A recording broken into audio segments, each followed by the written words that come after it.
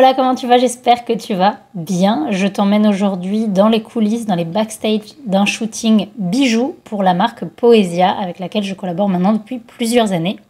Si tu connais pas d'ailleurs, je t'invite vraiment à regarder parce que j'adore ce qu'ils font. Leurs bijoux sont magnifiques et clairement, s'il y a une marque qui me donne envie de me percer les oreilles 10 000 fois, c'est eux. Et merci à Martino Films, je te mets le Instagram. C'est la vidéaste qui a fait la petite vidéo d'intro et plein de petits rushs qui a filmé pendant ce shoot. Et vraiment, j'adore ce qu'elle fait. Donc, je t'invite à aller lui donner de l'encouragement, du love sur Instagram parce qu'elle fait vraiment un taf de ouf. Du coup, l'objectif de ce shooting, c'était de capturer la nouvelle collection de Poesia qui est la collection Fragrance. Et donc, ce sont des bijoux qui sont élégants, qui sont fins.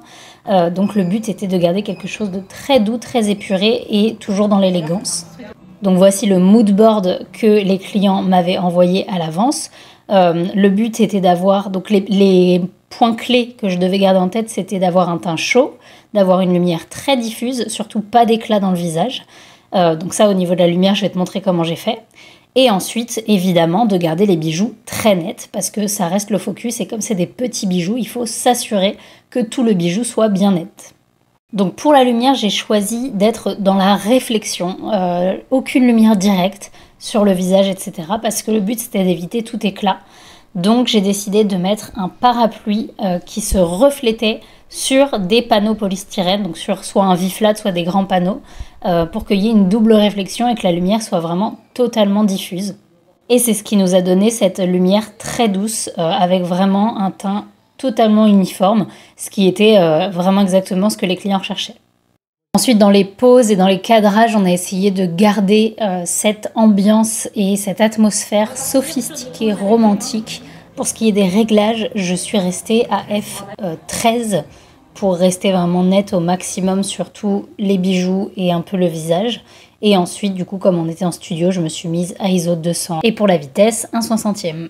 Quand on capture les bijoux comme ça qui sont super fins, la difficulté, ça va être dans les poses de faire en sorte que les bijoux soient bien droits, surtout tout ce qui était petites boucles d'oreilles pendantes, parce que les petits bijoux, les petites étoiles par exemple, avaient tendance à tourner, donc ça c'était vraiment compliqué pour la modèle d'essayer de poser de manière un petit peu dynamique, mais en même temps de garder les bijoux bien droits.